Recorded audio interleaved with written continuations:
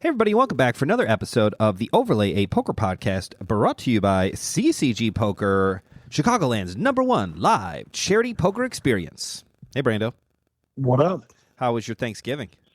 Pretty good. Small, but food was good. People always ask me about Thanksgiving, and I'm like, yeah, it's cool, but it's like the day before the busiest event of the year, which makes things kind of fun and also nerve-wracking at the same time.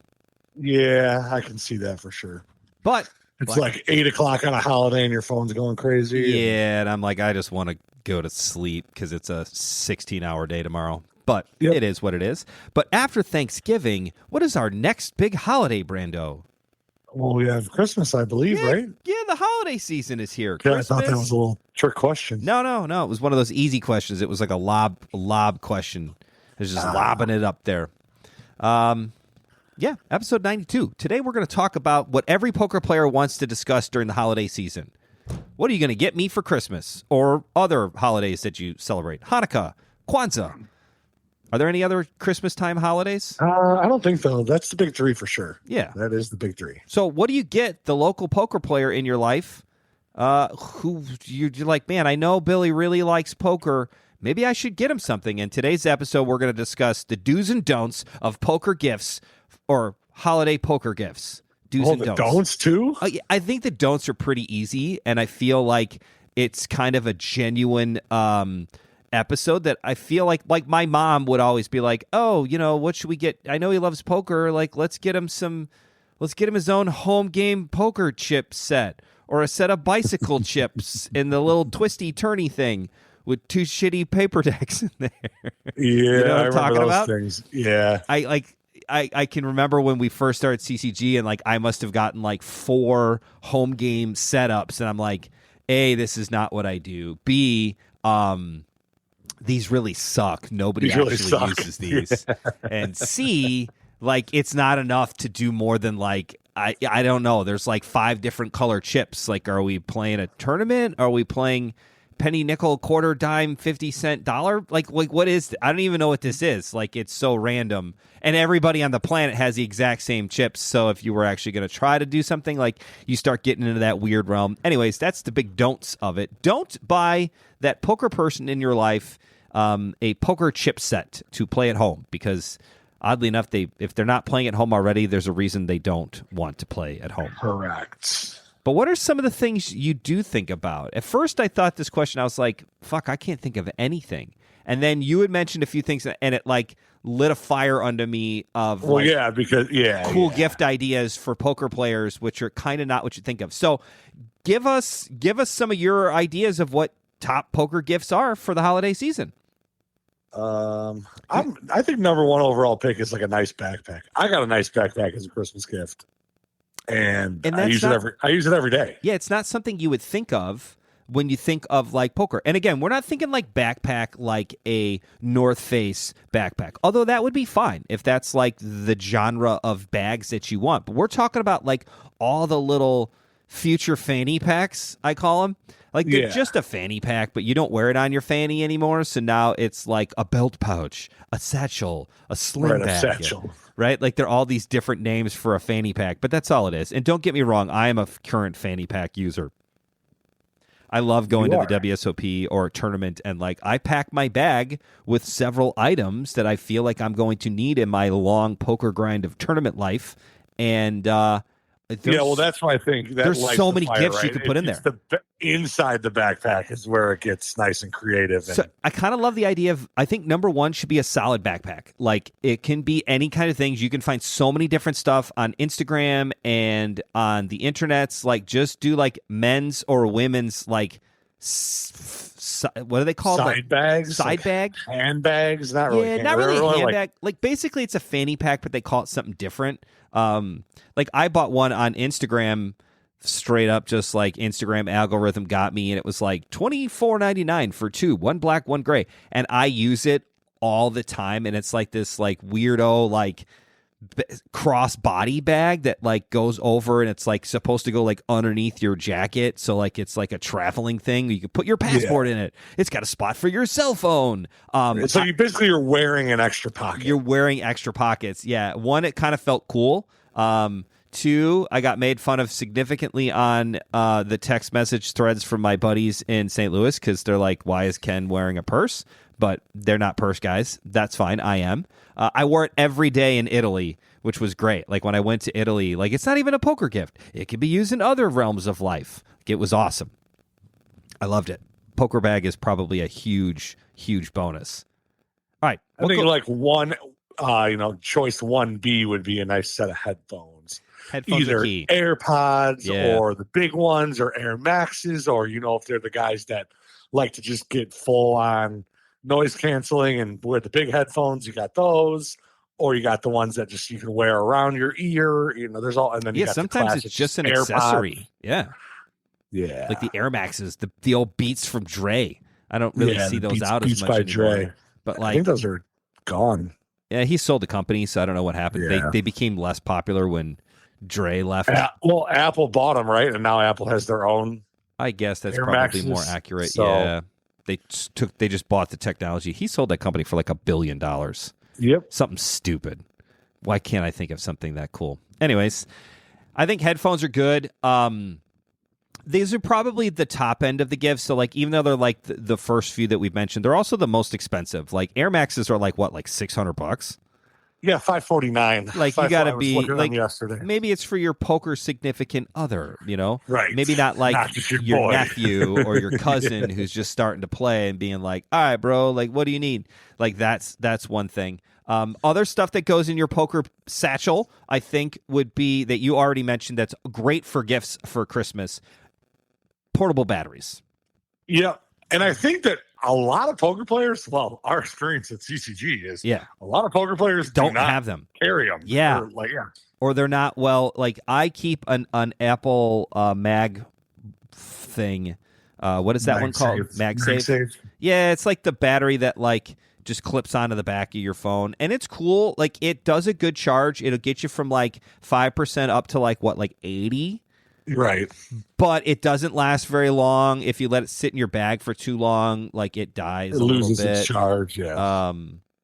But that's a good one. That's a little bit more, again, on the more expensive side of things. But, I mean, you can get... it's just called a MagSafe battery pack. That's $100. I mean, that one's... And that's an Apple brand. That's going to cost you too much. I mean, you can go get something on Amazon that holds 4, 5, 6 charges for, I don't know, $60, $70. Yeah. I mean, that's basically like milk, eggs, and bread at the grocery store. Yeah, basically. It gets much worse. Yeah. But I mean, you can get some really good. Those are underrated. Yeah. Or cords that go with them, or the ones that have the cords built into them. If you know that the guy's going to lose. I always like the cords built into them. I think it's your best bet. I think it's the best way to do it. Where like you could just plug in your phone. You don't need to bring extra shit. That is kind of troublesome if you're a person that likes to watch your phone and have it charged at the same time. Then like the short cord's not going to work for you. But then again, you could just bring a cord and then you got like two means to an end. You can do both. So typically when I buy a charger, I want it to be non-cord required. So like one of the ones that magnetize. There's one at Costco that has the electrical plug on it. It folds one way and then the other way is the cord. So it's literally everything. Yeah. It has the charger, the charging cord, and the battery all in one. So you just plug it into the wall and then you take it out of the wall and then use one of the cords that's built in and you're good to go. That's great for travel because I always find when I travel and do poker tournaments, now I don't do very many a year, but there are people that are kind of grinding the MSPT and run good stuff and circuit events and traveling around a little bit more or on a much more regular basis. That's a perfect gift for that person because, again, it's so nice to have a portable charger on top of the fact that I can plug it into the wall and use it at the hotel so I don't have to worry about bringing another charger that I always end up forgetting at the fucking hotel because I can't remember to bring all my shit at once, and that's the one thing I'm tentatively going to forget. Yep. Phone charger, the mini USB to plug into and the also wall, to plug into your thing. A better price range. And it's like $50-$60. It's not cheap, but it's not expensive. And again, you can even get stuff on Amazon for like $20 to $30, and they're not bad. Sure. I mean, they're going to work. They're going to be like, it'll get you through an afternoon of your phone dying. And again, it's all about the presentation. Most people don't think, poker player, let's buy him a portable battery. That's a gift that works for everybody. Like, everybody on the planet would be happy to get some kind of portable charger. And then you just kind of throw it in there like, good luck on your next deep run in a tournament. You're going to need this battery charger. Like, you can make it like, you know what I mean? Like, that's just a great way to like spin it. Because again, poker, golf, I think those are kind of two big things that are hobbies for people to get. And then they're like, oh, what do I get this poker lover? And it's like, you end up thinking about, what are you going to get him? You think poker chips and cards? You got to think outside the box that they're going to use. I'll buy him a foldable poker table, and it's like, no, I don't want that. What I want is a cool bag to bring with me to the next tournament, or sunglasses, which is one that you mentioned. Sunglasses are a tough one because some people like expensive glasses, some people don't. I know guys and gals that just buy the super cheap shit because they can't remember their glasses. Like, I can't remember a charger at a hotel room. Some people just do the gas station. $13.99 gas station aviators. Ones. Yeah, hell yeah. And when you lose them or forget them, you just buy another pair. Fuck, who gives a shit? They get dirty, chuck them. The other thing, when the only tip I have for purchasing sunglasses for a poker player is, can you guess where I'm going with this one, Brando? No. Reflective outer rimmed mirrored glasses on the outside of your, aviators. Probably not the best idea for poker players. It's funny. Yeah, when you can see the cards. Yeah, and most people aren't going to be able to see it. My eyesight's not good enough, but why give anybody the advantage or a thought process that it's even possible? Seems like bad idea. I love the idea. Make them dark glasses. You don't want them to see the old eyes darting about and trying to figure out if you're bluffing or not. But, mirrored sunglasses is a don't. That's a don't buy for poker players. And I also think if you want to go even cheaper and more like stocking stuffery, you can do like a little like bag inside your bag of like miscellaneous things like hand wipes or lotion or all kinds of just random crap that those toothpick things. It's like you wouldn't believe how many times where it's like somebody's like, God, I got something stuck in my tooth. I'm like, oh, I got a pick in my thing. And they're like, really? I'm like, yep. And I pull out my little bag of goodies. I feel like a 70-year-old grandma, but you never realize when you're sitting in a poker room for 12 hours, right? Or an awesome Boy Scout, of how a little bag of just like Tylenol, toothpicks, and hand wipes and lotion, and they call it good. And maybe like an extra pair of your contacts or whatever, just like a small little bag of stuff that you never might think you need, but when you're deep in a tournament, you're like, shit, I wish I had that. It's like a little survival kit that's good a little for survival travel pack. Yeah, which again, it can be used for anything, especially if people travel in general. I mean, even if that's just something you throw in your car. I know it's not a very glamorous gift, and you're going to have to put a positive spin on it, like the idea of a portable battery charger. Right. Yeah, it's like a supplemental thing, like, oh, I got you this bag and some cool stuff that goes in it. It's like, again, if you kind of give a story, the story is what sells it, right? It's marketing. You got to be able to market whatever gift you purchase for this poker player of your life. You're going to have to market it and sell it to them of why it's a great gift. I'm holding in my hand, and maybe you can hear it, my little fidget cube thingy. Ah, yes. Good old 2000. I obviously, the Instagram has got me pegged as a poker player because I follow lots of poker accounts. I like a lot of poker things. I share a lot of poker stuff. So the algorithms got me pegged for poker, which is fine. I get a lot of like they're poker gifts, and I guarantee you may or may not have seen them. It's like these magnetized, they're pocket aces. And there's a few things wrong with them, but I'll get into that in a second. They're pocket aces. They're like CNC milled stainless steel. They're probably about an inch and a half by an inch poker cards. And they're like stuck together with magnets, and they open and they close and they kind of slide back and forth. You can kind of open them and close them. You can kind of hear them opening and closing. I think they were like $20 on Instagram, and I just impulse bought them. And they're kind of awesome.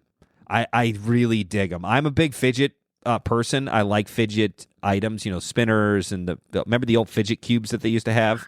Yeah, like where there's a little switch on one side, and a little button on the other side. Yeah, like I got that really here on my desk. There's like a little clicker. There's like a soft spot to rub with your thumb. I always found that when I'm at a poker tournament that they're very soothing items to have, again, in your poker bag arsenal of stuff to carry with you.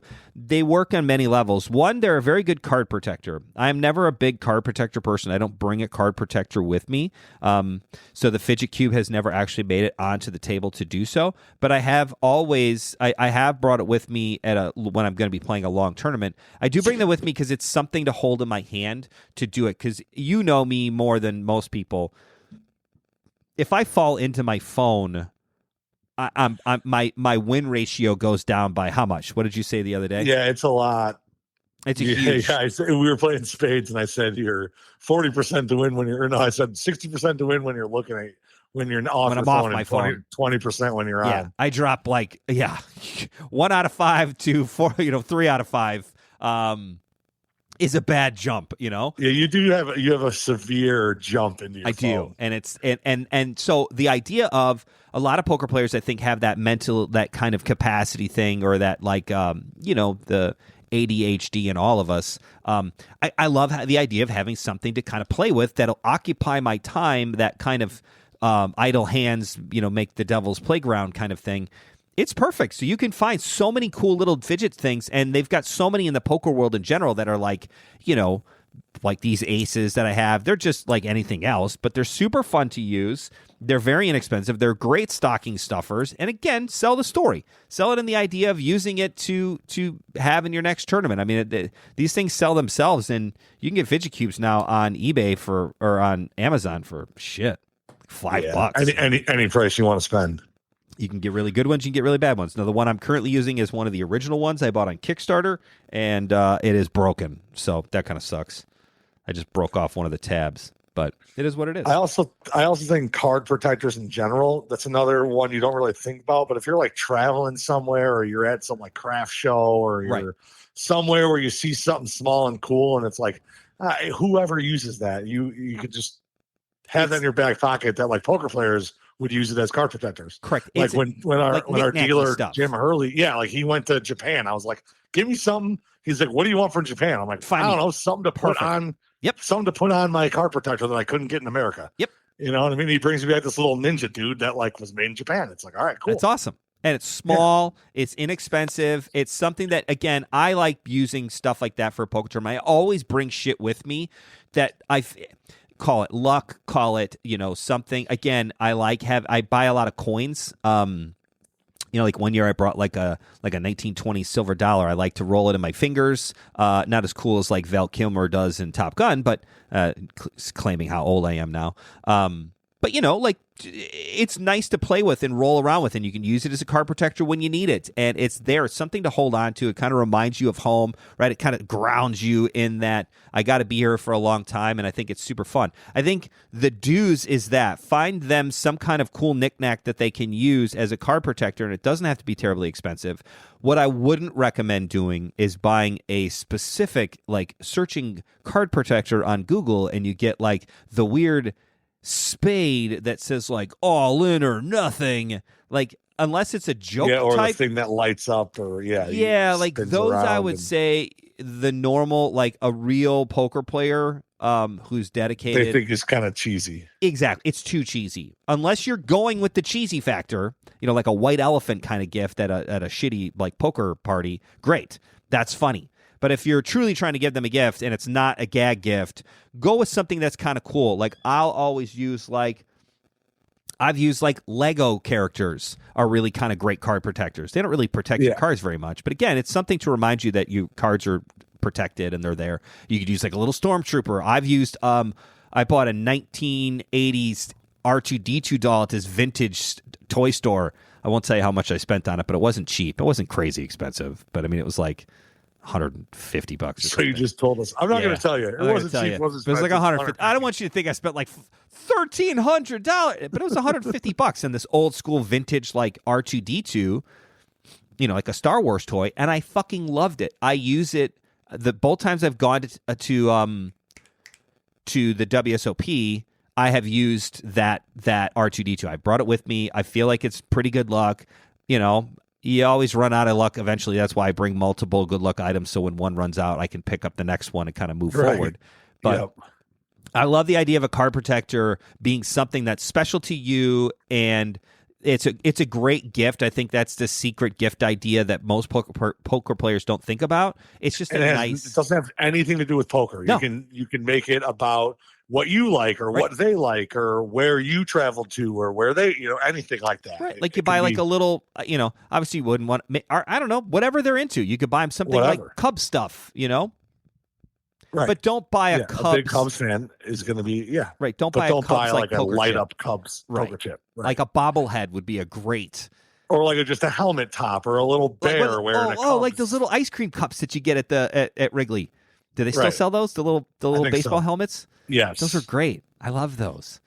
Right. Or like a super miniature bobblehead or something along those lines. Or like a squishy stress ball kind of thing. I mean, there's so many items that you could think of. I think that's the bottom end of a gift for somebody. And I say the bottom end. It's the inexpensive. And you can make it personal. It's the inexpensive. That's what it is. It's personal to them, and it's about something that they can use in their poker life. If they decide not to use it as a card protector, hey, they can put it on their desk, put it on their nightstand. It's still a sentimental gift from you to them. So it works on so many different levels. I think that's the secret, like, GTO optimal poker gift idea is the card protector. The card protector from the heart. But not gimmicky. So you said GTO. I do have one more. I'm interested in your thoughts. Go ahead. What do you think about buying somebody like a pre-flop chart? Like a poker training, like a membership, something that's like $100. Yeah, here's where I'm at. 3 months. Here's where I'm at with that, and I think there's twofold. I think it's in the middle. I think you'd have to really know the person and know what they're like. I am not a study type person. I have never studied poker. I have never been interested in studying poker. When people start talking about, this is my range, and I don't think like that. I've never have. I'm just an old poker player at heart. I play so much more on feel and the players and getting, I hate to say reads because it makes it sound so silly, but like I feel like when I don't think that way. I think, or maybe I do, I just don't think of it in that kind of chart way. So for me, that would not be a great gift. But if the person you like is analytical and they're kind of bookend smart and they are into those types of things, well then hell yeah, find them some kind of Black Friday deal. There's so many out there that are really, really good. And hey, that's an awesome thing to buy somebody.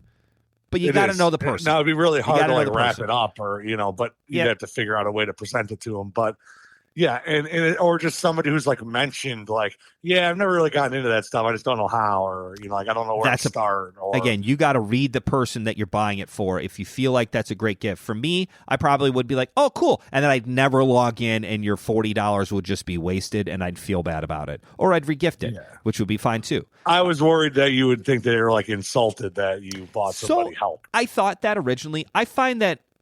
That to me, I don't think of that when I give a gift to somebody. If they're insulted, well then fuck them. That's their problem. That's not mine. I bought you a gift.